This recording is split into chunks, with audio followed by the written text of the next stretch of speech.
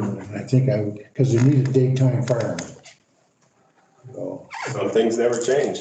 no, and it's still hard up for daytime firemen. Oh, yeah. But, So that's why we asked you down here, so maybe you could come down here and start fighting fires. yeah, sure.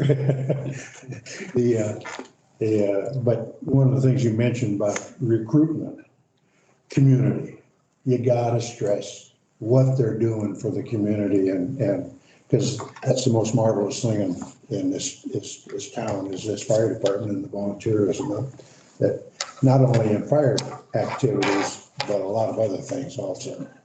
They step up to the pace. I'm Don Fleck. I started July 7th, 1976.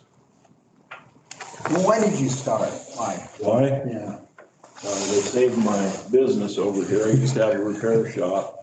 We caught it on fire one Friday and they almost killed him. Yeah, look out. Nozzle on a live wire.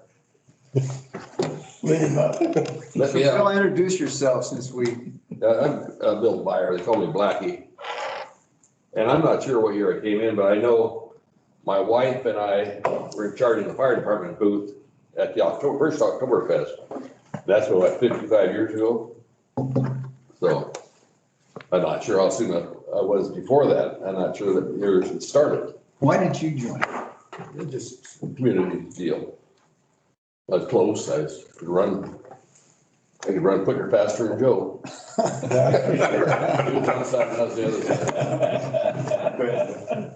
Joe Traeger. I don't really remember when I started. I think it was in 60 maybe, right around there. There were 18 firemen at that time in the old city hall. And I don't know, I just got married in 57 and I worked at the grocery store there. So they asked me to volunteer, so I did and started from there. Now he's world famous. World Yeah, I famous. see his ad. You see his ad on TV every, got the fingers going down with some of the hot dogs.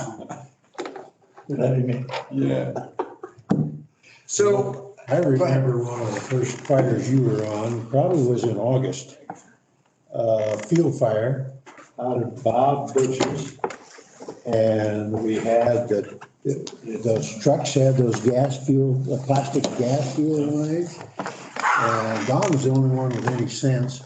I think Nick Finnimore, Tom Ruth, and you were on the back of that truck on that thing. This guy jumps off, grabs a fire extinguisher and put that dang fire out faster than anybody else could think about it. And It was that or die. yeah, because we were waiting for that thing to explode. I thought we ran over some irrigation pipe. Yeah, the irrigation got run over on the way out there. But I remember you were just spectacular. You really did a great job. Yeah. so you guys were running on tailboards then, right? Where you did it anyway, on the back of a truck? Yeah. Oh, yeah. Holding on with two hands when handles go. Yeah. Went over the railroad tracks over here with Phil Meisner on the back. And we launched Phil as we went over the railroad tracks with the truck. Launched him off the back. Did you do a lot of medical calls back then? Yeah, Well, you did after. we did. Yeah. We were the medical people and all we had was an oxygen tank. And that was all we had. And when they called, you went. Had a really good one at Herman's grocery store, right across from the fire station. Got a call, siren went off, went down there. There's a guy passed out choking in the store. Oh, yeah. So went over to the store. What was that name? With Pete Deese and Tony Pinka. Yeah. And Tony. Yeah, went over there and he's turning blue. Couldn't figure out what in the world, tried oxygen on him, but it didn't work. So they said he was chewing tobacco. And I reached in his mouth and the tobacco was down the back of his mouth. And I can't get a hold of it, just give it a shove. Shoved it down. Came to, Yeah. saved the man's life. Excuse me, could you drop this off? Were there any other things like that? Any other stories like Keeps that, getting medical. repairs and stuff. You remember that Waldo Gilbert fire Oh, okay. out there by Oh, yeah, Jim's? just a glass. Out toward, where Sims lived, it was in a forest. You remember that, Joe? We went out there, we told him to watch it, and he wouldn't Oh, watch that it. fire that went through 20 times, you mean? Yeah, Yeah. well, I was out there the one time, and I was out there dousing a big stump of, and so he didn't have the reef belt set. So all of a sudden that hose came. And I came out of that woods, I was just a mass of blood. And I can see these guys just turned white as a sheet. No, Ted Miller was a Marion County Fire Chief then, and I got in there and he drove me into Silverton to Dr. McVitie, and he was going 110 miles an hour, and I was about ready to jump out. But I didn't get any headache or anything out of it, just stitches. Yeah, just. But he thought he came out there with a big gun, didn't he, that guy? And he thought he was a real macho. Oh, yeah, kind of got into it with that guy. Yeah. Yeah. He wouldn't watch the fire after he put it out because it. We wouldn't watch it, and then we'd come back, and We the kept- siren we go kept- off, and then we go back out there, and then go back over and over again. So he was trying to chase you off or something? Oh, yeah. He was in charge of that property, and we had no business there. I didn't think that worked out too good. I remember another call out in that same area. You go out past the golf course, take a right, you go down, there's called the pilings on that road. And Putty River comes right the road there. Well, 2 duck hunters were out there and they hit a log or something, wasn't it, Joe? Yeah, they were floating the river. Yeah, floating the river for ducks. So they called us up. One guy was on this side. The other guy was the other side. Well, there's no roads or access to the other side. So Joe and I went over there and we walked across that field. It was a quarter-mile. Yeah, I'm used to duck hunt back there. Yeah. And that guy, he was unconscious, wasn't he? Yeah. Yeah, Joe and I drug him through that muddy field. Damn near killed us. Finally got that four-wheel, and the guy wouldn't give it to us. The old And we said, ditcher "You're was going up to there. give us that Or four-wheel." with a Jeep or something, wasn't it? We hauled him over to Jim Manning's house. But god dang, that damn, if I did that now, I wouldn't have made about 5 feet. Jim, what was the first call? Can you remember the first call you were on? Yeah. One of the first call? Remember. Anybody else? One thing I do remember, we had the red phones in the houses, and we had a phone at the station. And when there was a fire call, the phones would ring constantly, and whoever picked it up would answer the fire department. Then they'd tell you what it is. And then when the firemen got to the station, they'd pick up the phone down there, and then the guy that answered, he'd tell them where it is, and then he'd write it on the board. Yeah. Real great communication. Problem was, sometimes the guy that answered the phone was a fireman. He'd tell his wife and then he'd leave. Well, then, miscommunication, no radios. So, Yeah, a red phone with a white button on it that you Yeah, set the push the siren. siren, yeah, Push the siren. I never knew that's how Push it the worked. I remember big seeing siren? them, but where the dial. Yeah. used The to- one that's out here Yeah. now. yeah. So all those red phones could do that? Yeah. Wow. Yeah. And how many of those phones were around? And who had them? Fritz had one. We had one I had for a one. while, Rick must have had one. remember? Yeah. And then you'd get those calls, we got a call one middle of the night. The guy said, Joe, this Joe? And I said, yeah, me. He said, this is, I forgot his name, Jim Banks. This is Jim. You know, my bar's on fire. I was wondering if you guys could come out. Really? Come out. Did you guys, oh, go ahead. The other day, the first time I noticed it back out there at Sheeler's place out there, all those buildings are gone. Yeah, And that doggone big old barn, yeah. we put that damn fire out twice in the hayloft of that thing when down the road, the elevator went. Yeah. Those sparks went all over the country. I remember, we stopped the fire in that hay twice. We should have let it burn because they'd let it go anyway. That was the one thing back then was everybody burned wood almost. Lots and lots of chimney fires, Yeah. Oh, yeah, lots of chimney yeah, fires. we used to take that chain Yeah, and clean them out for them. clean the chimney out. Yeah. Either that or climb up on the roof and lean against the chimney and the whole damn thing went all over. You. I remember the first time I put an air pack on was a house fire at your brother's place up on Alder and College there. Yeah, The first time I put one on, and I was scared to death. well, that was another thing, was the air packs. You know, I got a picture when we burnt the Fisher house, which is right down here across the street. I got a picture of me and my youngest son, but we had an air pack and I built a couple boxes. It was 458 that we put the air packs. We had 2 air packs. That was it? That was it. Before that, we had no air packs. You just. So what year would that have been? That would have been probably summer of '76, Yeah, because I hadn't really had any training yet. no, So I'd say August.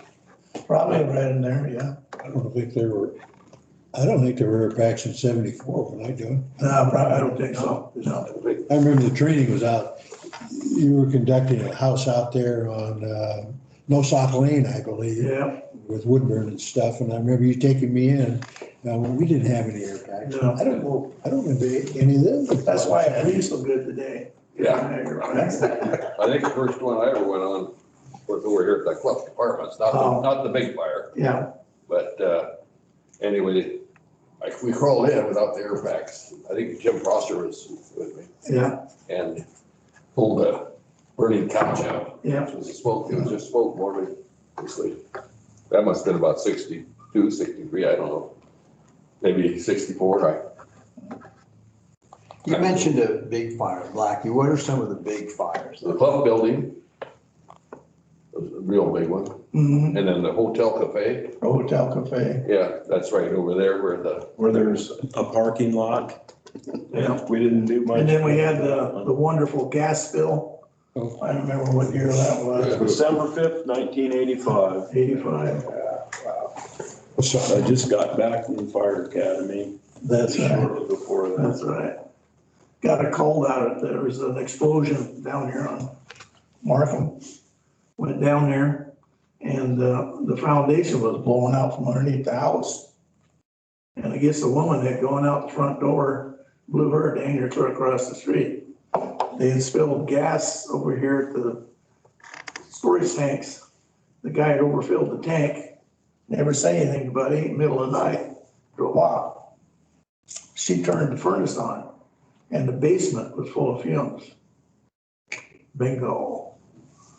So him and I are looking at each other like, what the hell happened here? He said, I think maybe I'll go downtown and take a look. Uh-huh. Yeah. Tons of gas in the sewer system. Yeah. Yeah. Soap, wasn't it? Got all the soap. Well, we had monitor and, I don't know, Silverton, I don't know, pumping water into the system. Well, that wasn't doing good. DEQ was here and the gas company come, they had sensors that they could sense how much the quantity of gas smell was. So anyhow, we fooled around with that all day and waited until about midnight or so. Told Gene, sure, go down to Wilco, get all the soap you can possibly load, come back. And we dumped all that soap in the sewer system, cleaned it right out. That was the thing they did. Later. Just took the gas cubes right out. Yeah, Yeah. But half the time. I don't know what it did for the sewer system. Everything was evacuated. Yeah. Yeah, we evacuated the schools and we had gas up the schools and my home down by the church, and I think you had it up in your house, and it was all over. If that would have lit, Holy cow. oh, Oh baby, my God. that would have been a real explosion. Yeah, it was a conflagration Yeah, yeah, declared by the governor yeah, at that time. So it turned into a, week-long deal, yeah. 10 days, something like that. At that time, there was no hazmat teams or anything, and No, really, we had the hazmat guy right Or the there. hazmat. I mean, I was truly impressed, how well, and you guys too, how well you guys could think on your feet. That just impressed me. Made me proud to be part of the group. Somebody dropped their phone in their radio. Yeah, yeah. Dave, But I remember the incident, somebody. Yeah. In there. Dropped his phone down the sewer line. Remember, His iPhone. remember the bomb threats? With the people? Oh geez, yeah, well, we just saw Kelly's headline there. What was that about? Well, the police chief would, did you go up the towers and there was a bomb threat up there? Yeah, all over Blackie Byers. Yeah, they had a box of hardware and everybody missed lots. Oh, then we were missing a pistol after that. What year was that, Mike? Huh? What year was that? Right there in the paper. 1996. And then he set the city hall on fire, Yeah, the basement. Yeah, set the basement city hall. then something to do with the, senior center and then he stole the money out. Yeah. And then the towers, I think. they call a bomb threat at the towers. So we go to the tower and go up there and search all over and couldn't find nothing. And then all of a sudden, this guy had come up with the bomb. And everybody clear out, clear out. And he'd come out of there with the bomb in his hand. And he put it in the, Yeah, one of the nicest guys you want to meet. yeah. He was, really. You know, I got a phone call from my daughter over at Silver Hospital one night. This was before this was all happening. And she says, that police chief you got is a crook. And he was bringing his wife over because I think she had some kind of cancer or something. Yeah, I something. think she was over there, and this is in the middle of the night because Marcy was on swing shift or something like that. And you got a crook in there. I said, what do you mean? She says, well, there was money. One of our employees had their purse in a locker. He was the only one in that room, and she got her purse rifled. And she said, I think I told you that story when you and I and Randy talked about midnight one night. And it was one of those stories that I It was funny, my brother, an FBI agent, he come to visit. And I was telling him that story. And that's the first thing he said. He knew it did it. Yeah. I remember going down to the box of hardware, going in there with him. And he said, that bomb's in here somewhere. And I said, well, shit, you ought to know where it is. You put it there. What the hell is that? Go pick the damn thing up, would you? Yeah, then he got, and there by himself, he got the pistol. Yeah. Yeah. And then he wanted your money. He took your money and then he was gonna put it in the car. Yeah. Yeah. He was watching. What happened to that guy? Nothing, really nothing. Nothing. He lost his credentials, as a cop, and he moved to Washington. Yeah. I get it. With that, some big defense attorney up in Portland who had done some defending and stuff, and I don't know, our city attorney, I don't know. There really was no one injured, was there? Yeah. Oh, his son was a big friend of Kyle's, my nephew. Oh, They were, yeah. He set his car on fire and I woke up and the thing went off and I said to my wife, he set his car on fire over there on Academy Street. Yeah. I pretty well assumed that. One of the most interesting calls, though, was when the armored car tipped over out here on Downs Road and the highway. Oktoberfest. And I think there was two guys in there. Anyway, Yeah. one guy, he was just beat by heck, broken leg. I think his arm was broken and he had a shotgun. And he just told us first in, stay back. And money was everywhere, just all over. And he was waiting for whoever their emergency response is to help him secure the scene. And he wouldn't let go until the cops showed up and then he let us in to help I him. was thinking of the one when we went out there and the guy dipped into the ditch. The ditch was full of water. And I was the first one there. And then I think Mark, my son, and he was under the water. He had choking, gagging. So anyhow, I jumped across the ditch. The only trouble was I didn't know the ditch was full of big rocks. Crushed my knee. Anyhow, we got up there and I said to Mark, we just got to hold him up here and the gas is coming out of the car. And I said, if it goes, we just kiss our butts goodbye.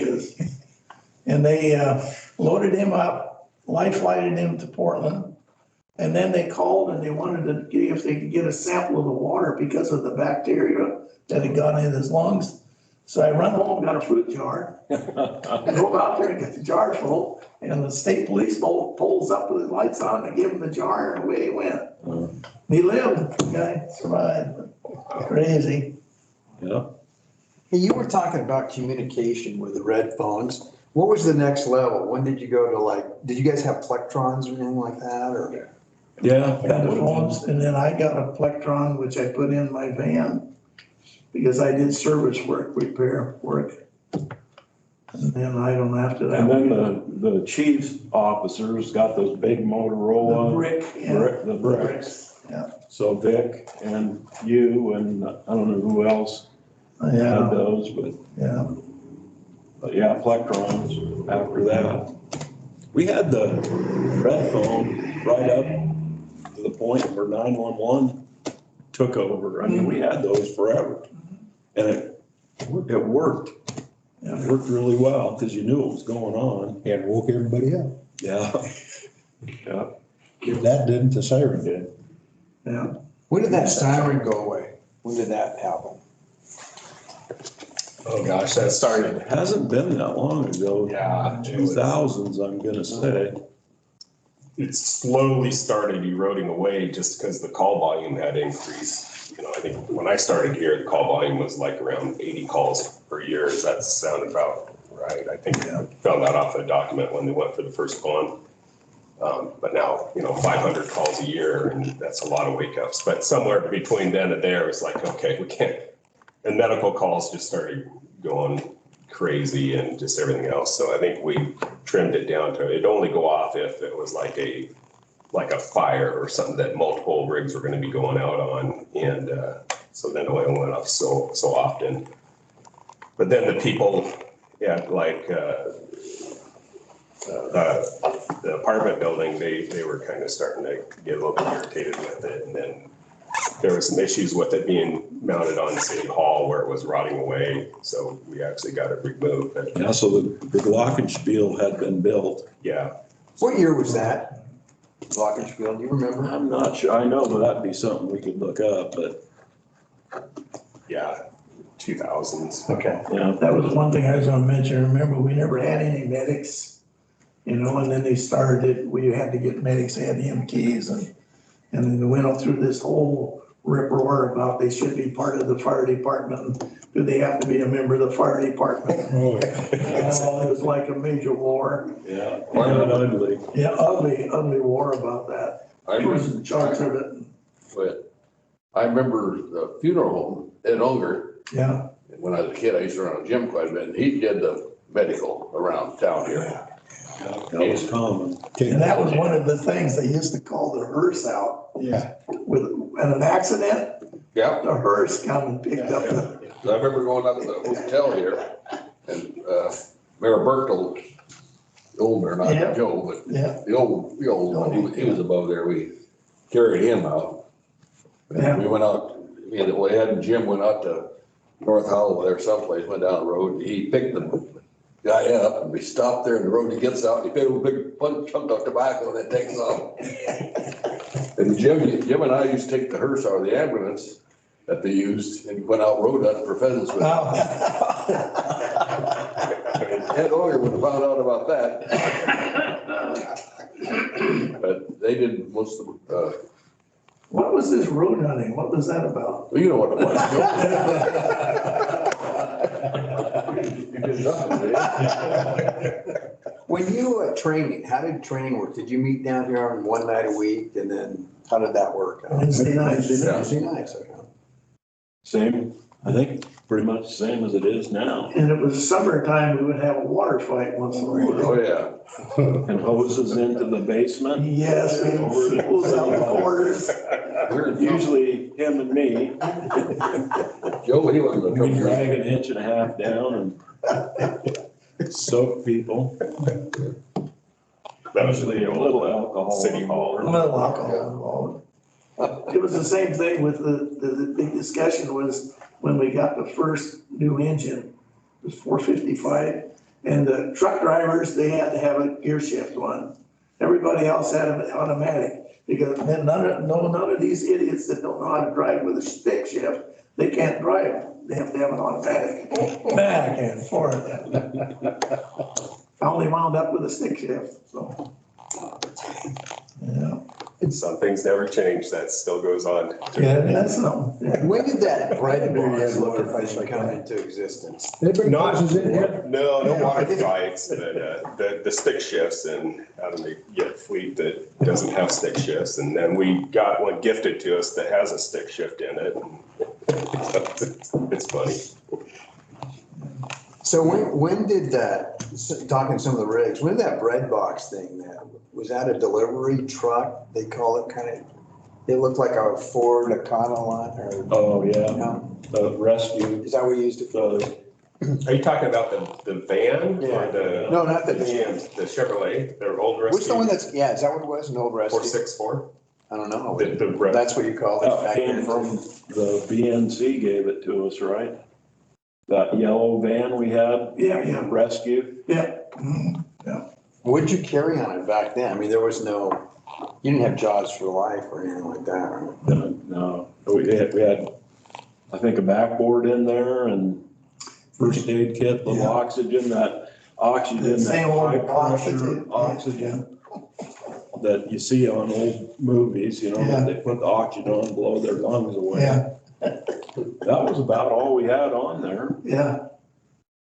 And then you had some big fly, I saw a tank, a tender of some kind, it was like flat face, I don't know if it was a Freightliner or Yeah, whatever. we burnt that up on a Saturday, Yeah. Norv and myself. Yeah, We went over to Woodburn to fill some air bottles up and we had it running and the belts fell off. And it heated up and caught on fire and we had a station across the street there where the parking lot is south of City Hall. And toned out, we heard it. It was our station. And everybody, after about a week of harassment, everybody thanked us because we finally got rid of that thing that only about two guys could drive. Yeah, yeah, Did you get grief on you, Don? oh, yeah. A little bit, huh? Well, You still do good deeds in Greece, don't you? Oh, yes, yeah. yeah. what were Every the- once in a while, we gotta rein him in a little bit. Some people are pretty good with griefs, but, Remember the oldest trucks that you were on? The oldest one I think I was on was 458, the 50. Oh, we had the Chevrolet. Was that little, was it a little? Yeah, a little bean, high pressure High pressure. on it. When I joined, there was the GI rig, which was a military rig that had a tank and a pump on it. And that's what you used as a. Yeah, it was open cab, yeah. And then that 458 was put out most of the fire. Yeah, it was first out, Yeah. just about everything. And then they had a Diamond T, that was what, 456, I think it was, the Diamond T. That sounds. That's all right. we had, was those three. When did the new rig start coming out? Was that 90s? no, you guys got like 55.7 and 465 in the Yeah. 70s. Oh, okay. That's when they, Yeah. first one was 455, first new rig. And the- That's right, and then Trico has that. Yeah. then- Oh, that's the one you were talking about that went out there, okay. And 57 was early 70s. Yeah, It was there when I got there. Did you, I know you parked, fire department was over where City Hall is. Was there another location too? Did you have other rigs stashed somewhere? across in the old Creamery building. Okay. That's where that tender burned up. Oh, Across the street. Yeah. Had the ambulance over there, the tender, You know, and the old, and that old, I don't know what equipment. number that was, you know. I remember it had a red and the green headlight, yeah, headlight was? and the headlights were red and green. 1925 something, Huh? 1925. Yeah, I think like that, yeah. And that was in service? It wasn't in service when I was, No, they used to stick it out for fun. Oh, yeah. Speaking of fun, what kind of events did you guys participate in? You're talking about community, Jim. Like what kind of events included the fire department? We used to be in some kind of competition with Kaiser Fire Department. What was that? Hose? Muster? On the water ball fights? Yeah, water That- ball. Yeah. With water ball fights. Kaiser, they're Yeah, up at the grade school during the OPEX, wasn't it? Yeah, during Oil Fest. I don't remember too much about First it. had them right in front of the fire station there. Yeah, And up on Elm Street, yeah, I remember that next to the tennis court there. yeah. Is that the tetherball? The ball on the cable and then, Yeah, yeah. yeah, we still have that. We haven't gotten that out for a while. So you had the breakfast back then, I assume too, right? Did they have? Big thing was, We had the, The ball, the we had the dance. ball, the dance. that started in the 20s, didn't it? Yes, yeah, that goes way, way back, yeah. The Saturday night after Thanksgiving, Yes, there would be the fireman's dance. Yeah. And, man, that was so well attended, my. we had the 50th one, remember? We had the 50th anniversary of that. Yeah. And we'd take one drill night and everybody go around and all the rural people and sell tickets. Yes. Go up to everybody's door and, we'd come back in, everybody had to have a shot. Yes. The rural survey. The World Survey, yeah. Couldn't wait for it to start. Sugar Ray Hutch got involved in that. Yeah, yeah, Was that night? yeah, I think it was, yeah. But those dances were great. Yeah. I don't know what. Where were they? Where were the dances? Where were they held? It used to be up at the auditorium. St. Mary's Auditorium. St. Mary's Auditorium, that was a The great old dance. school building in the corner, there's a big, was replaced. Had an orchestra. And old floor. Time. And, Yeah. yeah, there was some people down there who really were good dancers. Yeah. Oh, what was that Well, guy's name? Gene Spurley. Yeah, oh yeah, he danced like crazy, but the old trapper from up Shepherd, Dave Shepherd and his wife, and they danced every dance. And, yeah, they had a great time. And what was the name of the band? It was something, Oh, I think they probably had Stubby Mills with them. Billy Mills, yeah. You mentioned Spurley. Is that how that light name came about? How did that happen?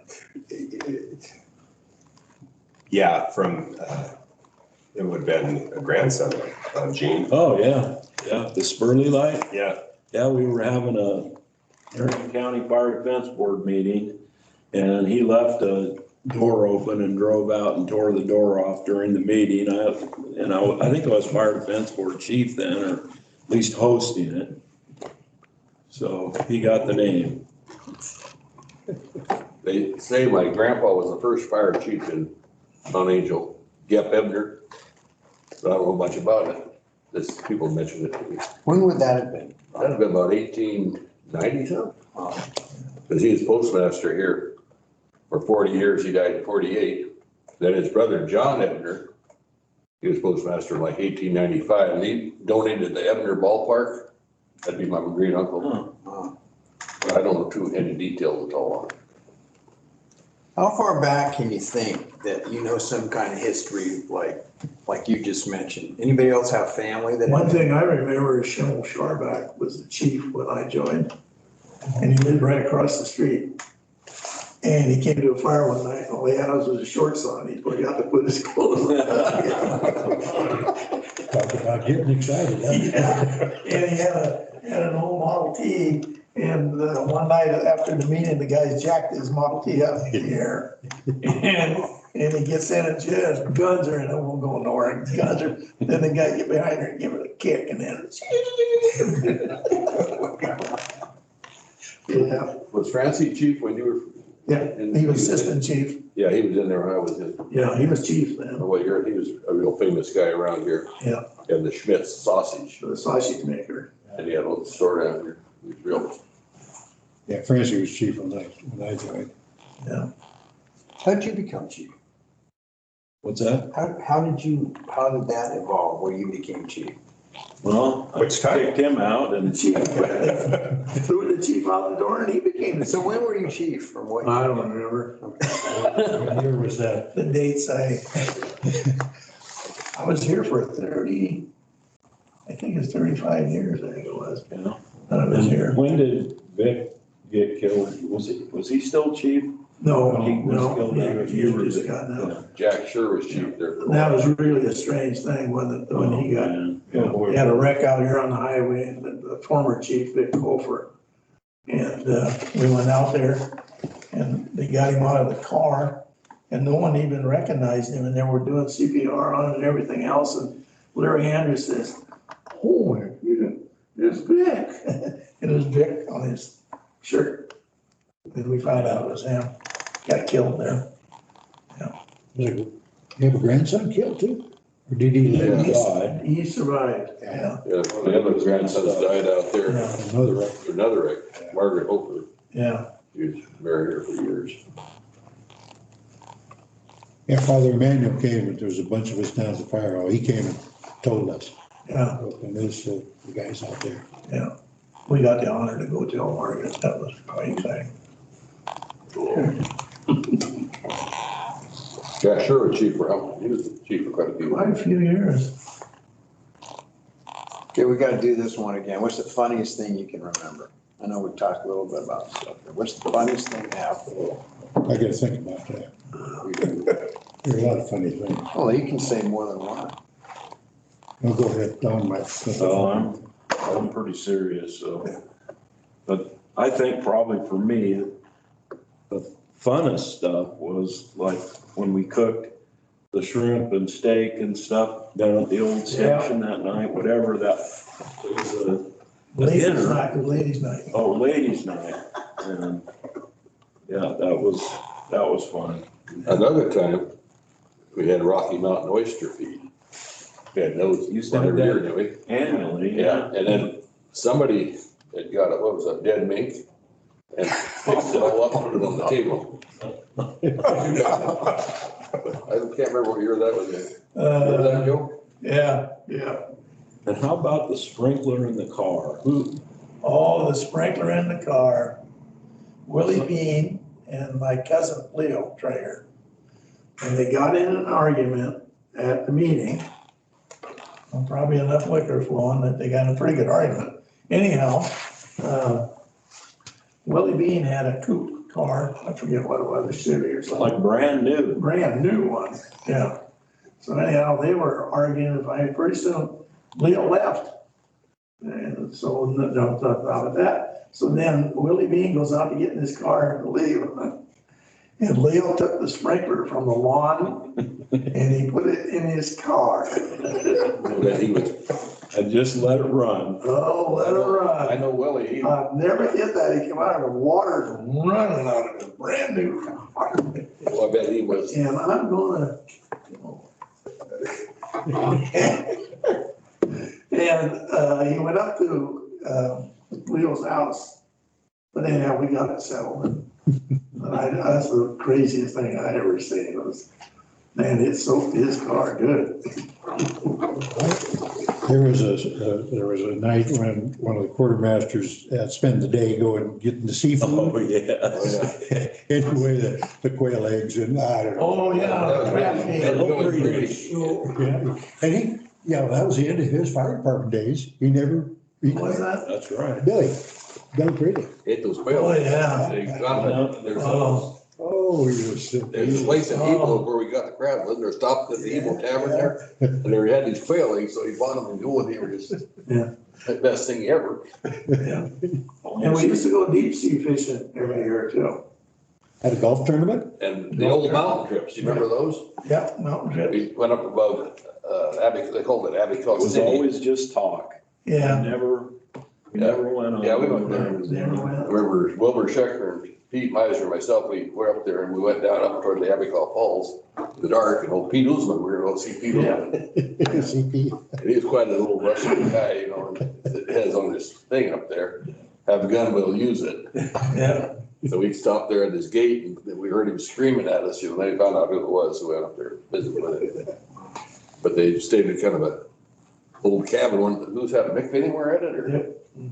And go up there and spend the night, or part of the night.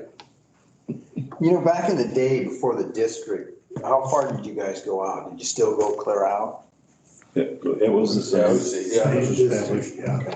It was just two organizations, the rural contracted with the city. And so, yeah, probably the best thing we ever did was separate from the city. Took a And long I'm the time, mayor, so, didn't it? Wow. yeah, that was, How'd your families feel about you guys joining? With wives or? my wife was always supportive. Yeah, mine too. Yeah, Couldn't, that's, somebody's kind of forgot about, is the wives. They went through their almost, I think. I know my wife I did. remember I had two locks on my screen door for my son, and he's like 58 years old now. Yeah. And he was about 2 or 3 years old, and you hear the whistle, and I'd go down, and I'd take that battle lock and just run out the door and knock the screen over. I had two of my boys join the fire department, retired from here too, so.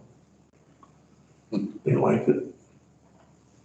So what would you say to people now, younger people, about joining? You started to mention it's all about community. It's all about community, yeah. I think that's the only way you can approach a young man. It's different than when we were, everybody knew everybody, and now, like, I don't know 10% of the community anymore. I don't think. You, Bucky? Not really. It's probably hard to touch base with them. And I retired from the store, so I don't see anybody anymore. Yeah, well, I've been down. What is the average of volunteer firemen, paid firemen in the country today? Oh, the ratio, it's still pretty high. I mean, it's probably ticked back a little bit, but it's still like 80-90% volunteer. It is. Just because of the sheer numbers of communities like this that make up the United States, so. But yeah, everyone's getting busier, it's the things that we get called for these days as society changes, it's people call 911 because they have exhausted their resources and they don't know how to deal with things. And I don't know if life's just more difficult or people just find it easier to hit the easy button and call for help from the fire department. But allowing your calls for things like lift assist. I mean, even in my career, when I started out, a lift assist was unheard of at that point, and things like that probably makes up, a good portion of call volumes. Probably 10% of like the medical aid things. I can kind of remember starting out where people would, if you were sick or whatever, it's like just load them in the car and take them to the hospital, and it's a lot easier for people just to call 911, and they you just expect that now. Don, what do you think about recruiting? Are there different ways to reach out? Maybe we haven't done. well, so I'm gonna say it just, for me, it's just hard to figure out why people don't want to be part of this organization. And then to get excuses, I'll never forget when I asked a young man in town, and yeah, he wanted to do it, and yeah, that would be great. And he said, well, when do you guys meet? Wednesday. Well, that's my bowling night, and come on, man. Yeah. But I think it's gonna have to be an all-out effort. It's not gonna just be one or two people. But it's gotta be an effort to shake the rafters and get some people to come. And I think a lot of them will enjoy it. We all certainly did. A lot of fun.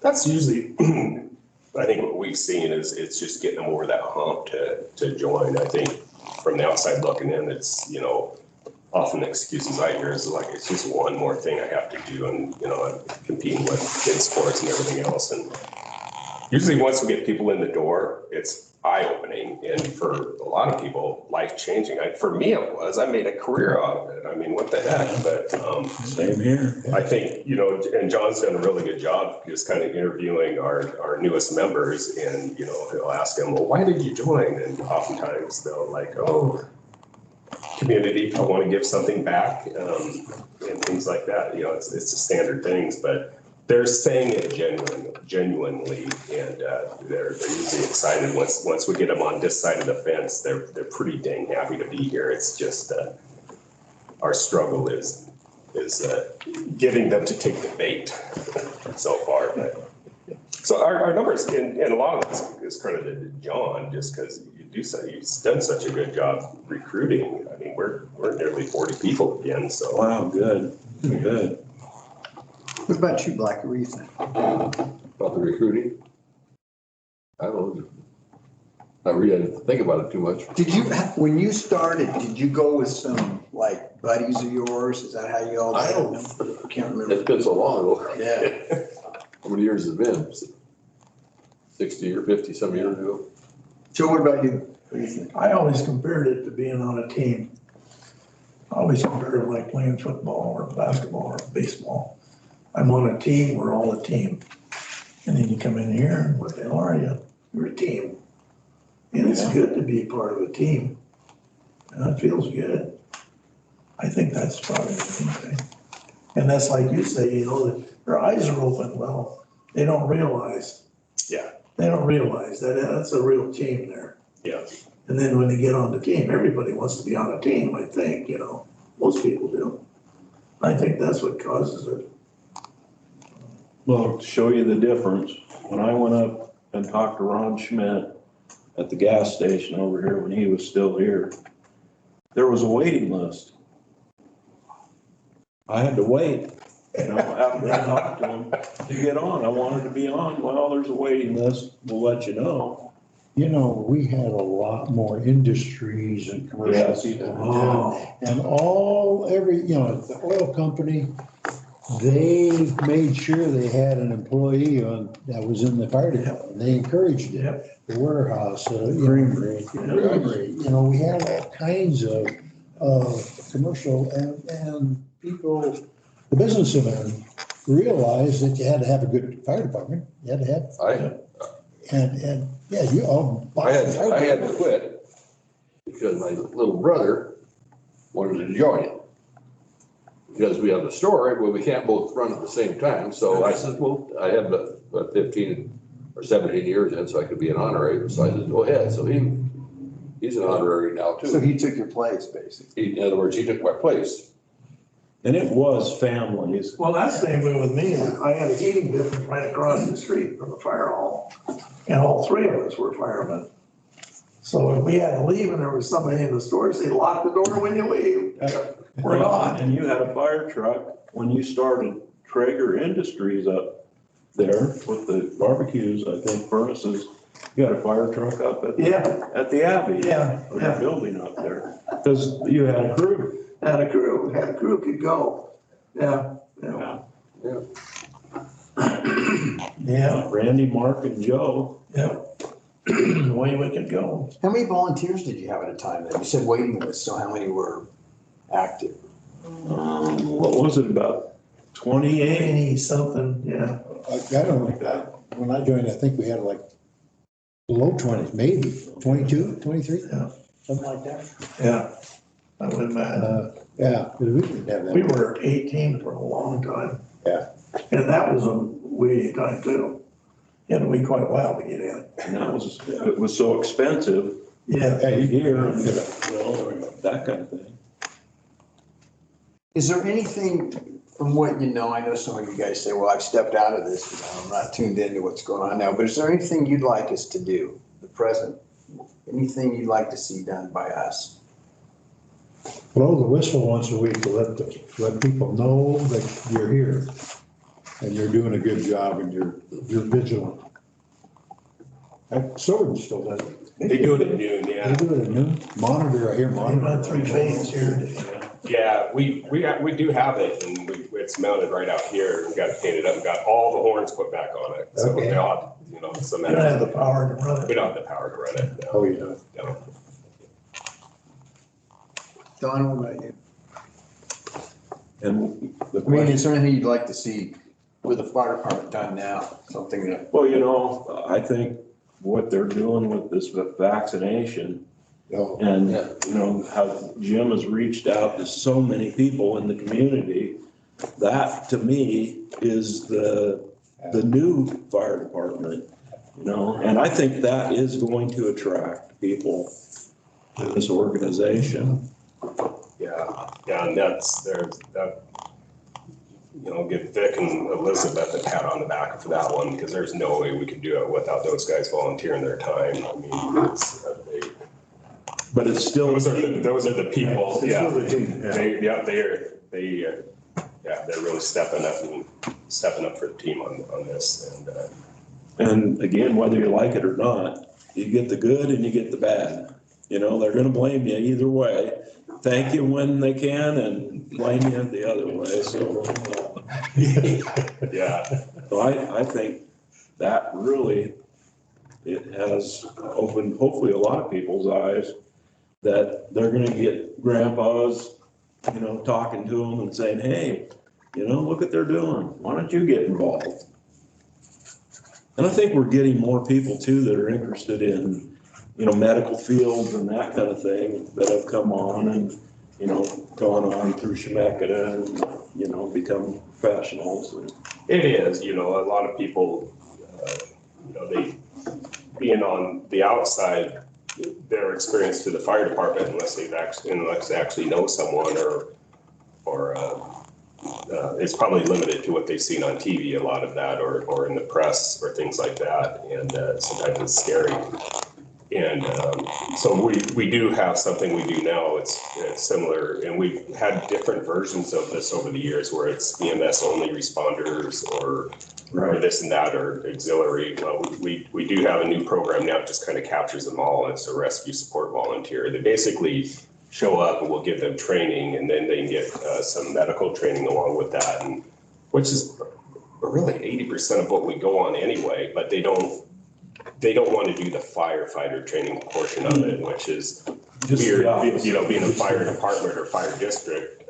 But oftentimes, I think we've seen over the years with some of these EMS only responder people, they get in the door and now they're on our side of the fence, and they take an interest in it, and all of a sudden, well, I'll do the fire training now, and I've had a couple people do that. So, but yeah, we do have a few people now doing. I think 3 people doing the rescue support volunteer stuff, which will really help us because they're available during the day, and that's our most critical time right now. Blackie, what about you? Is there anything you'd like to see? Not really. Okay. I had a question, one of my friends had a question yesterday. He's up in those Kramer deals, and he's a huge man, and they just cut his leg off. They said, well, if he falls down, does the fire department come up there? And I don't think, we were all mostly volunteers. We couldn't come up there and lift him up back into his wheelchair. Did this just happen recently? Probably a couple months ago, he lost his leg. Okay, we just went up to, I think it was the Towers, and he was This was not at the tower. maybe it was down here in Benedict? No, this is at Kramer's. Oh, at Kramer's. And this guy's Oh, okay. 6'5". he was a classmate of Jim and I. Oh, okay. He's a retired state police game warden. Oh, yeah, no. I've been I to was his over house. there yesterday. I've been to his house. Yeah. Yeah. But he's got a van now that they can lift him in. He got it. They had no instructions with it. How to use It it. came from down south somewhere. Huh? Came from the south somewhere, southeast, somewhere in some state. Yeah, well, it's some nephew or something. Yeah. But I told him, I said, you need to get one of those alert things, where you just push the button and if you're bad down or something, they'll come fix you up. I'll tell you a story about Joe. I was over Keith, right, my dad, but he's, we have a new knee put in. I've been over helping, picking him up a few times. And anyways, I was over helping him. Phone rings and rings and rings and rings. And I was working on him. And so finally, I forgot about it, got him squared away, whatever it was. I knew I called the ambulance a couple times with him. He just get bloody noses. And anyways, Joe calls me up. Oh no, about an hour later, I called Joe up. Well, what'd you want? Because I saw him. Oh, I wanted you to help me. I fell. I've been over there helping him. I've been helping him a couple times, but he's such a huge guy. Oh, I could never. I mean, his son was like 6'11", 300 pounds, he was all packed west with the Ducks. Yeah. Joe, he was in our class, he was about 50 pounds bigger than all of us, wasn't he, Joe? Oh, yeah. He's a huge man. He used to play for Oregon State. Yeah. But What about you, Joe? What do you think? Oh, I don't know. I don't know how the department's pretty involved with kids' sports and stuff. It's still pretty heavy into that. Yeah, the volunteer association, yes, as far as, depends on who's available. You know, and usually it's, if they have kids that age that are coaching, but yeah, they still sponsor teams and things like that. I was kind of surprised. I had a couple nephews that joined the fire department, went in the fire department. It was all because of me. But boy, they thought that was something to be a fireman. Yeah. Well, Well, we had kids at the high school at one time. Yeah, They could get out of school and come, and if there was room, they'd respond with us, and I don't know if that, you know, it was like a CTE kind of program that they were in. You just gotta keep pulling the doors open and looking for folks, because there's gonna be a percentage of them that it bites them, and then you're hooked. You know, it's part of the team, it's the excitement of what we do, you know, all those things come into play. and how blessed this department's been. We never lost anybody. Yeah. Yeah, Come damn close a couple times. Yeah.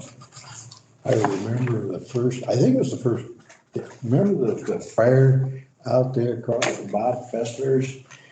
We went out there early morning. Russian lady died? Yeah. I remember her. I was going through a window in the back, Yeah. stepped right into her. She was hiding back there. Yeah. It was cold that night. You could tell it was a body. Oh, it was You couldn't even tell it was a right body, down I there. don't think. Huh? You could hardly tell it was a No, body. she's in a corner.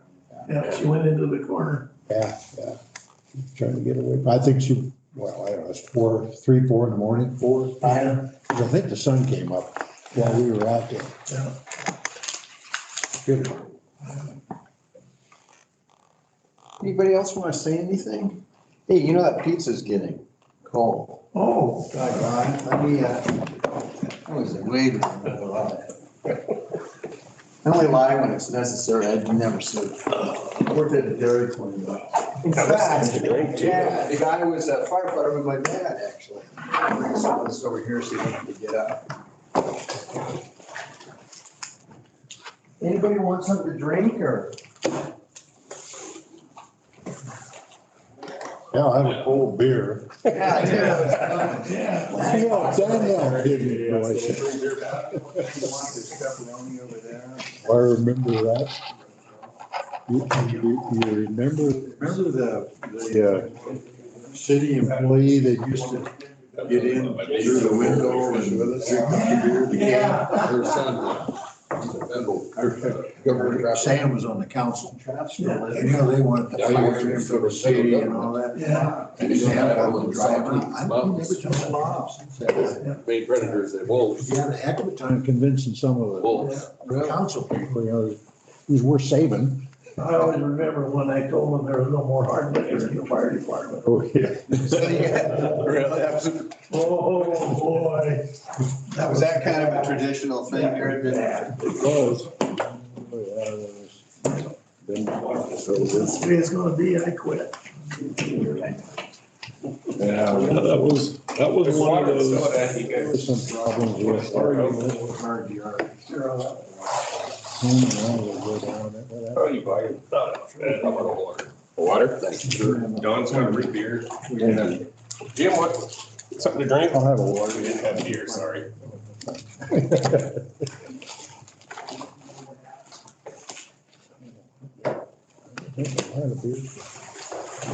Wow.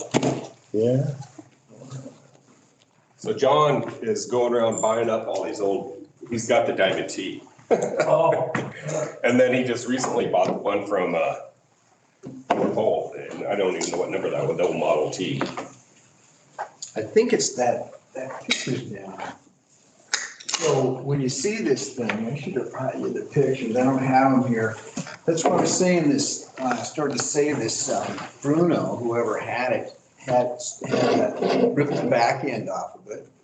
And I think you put a cab on it. And he hauled this wood and then it went to Pete Holt's cousin's barn or something for 35 years. And then he got it and then he brought it home and that's when he took the picture and just started, I'll have it running here probably next week and you'll see it. What year is It's it? a 24. What's it from? Yeah, and he did a pretty damn good job on this thing. I mean, it's pretty clean. So, yeah, it'll be pretty cool. And use it for whatever, you know, we're trying to get somebody to build a little thing on my property, you know, just a thing to house it like, I don't know, 10 by, they're not very big, you know, 10 by, or 20 by 10 or something, but everything's gotten so expensive here. I think I just told some guys here, I said, if you can come out and build, I'll just buy the material, you know, and pay you guys, just have it done. But the whole idea, people come over to our house, we don't care, you know. So the idea is, you know, to have it here, it won't ever go. Thank you. And then the diamond tee, Fleck's actually got that, and I traded a hose nozzle to get that. And the idea again is just so they won't go out to pasture, because I was the guy that used to go around to fire departments and go, hey, you want one? You don't need that? No, we don't have room for it. That was mainly